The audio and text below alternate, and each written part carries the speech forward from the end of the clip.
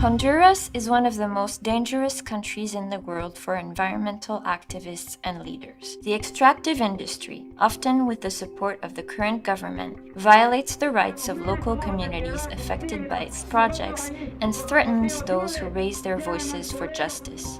People and planet are only a second thought.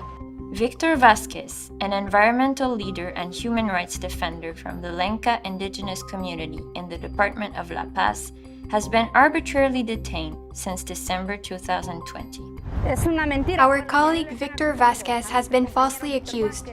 He is only being detained and criminalized because he supported the Nueva Esperanza Indigenous Council. We are saddened to see that in Honduras, it is possible to accuse people without legal justification. Acusando cosas que no están dentro de la ley, pues.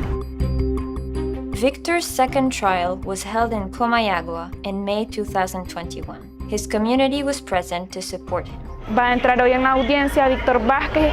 Victor is accused of forced displacement, a new crime recognized by the government, which is supposed to prevent large landowners or companies from forcibly evicting communities from their lands. This is the first time we have seen this charge applied to a human rights defender. El Código Penal aplica este delito de desplazamiento forzado para un defensor de derechos humanos. Como podemos ver, we can see that laws in Honduras criminalize innocent people rather than the people who violate the laws.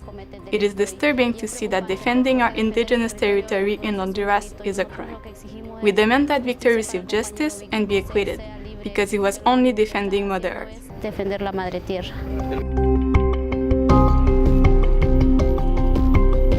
Victor and his companions are being accused when the only thing they did was to defend the ancestral territory that has been recognized as belonging to them. They are only exercising their rights. We must not give up or become discouraged. We have to continue to fight even in detention. We can continue to work for human rights. I have not displaced anyone by force. The problem is the economic interests that push the penal code to criminalize us. I am not going to stop fighting for human rights, and I hope that my children will do it even better than I do.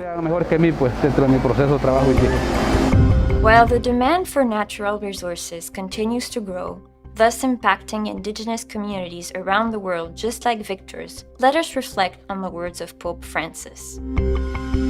The right of some to free enterprise or market freedom cannot supersede the rights of people and the dignity of the poor, or, for that matter, respect for the natural environment.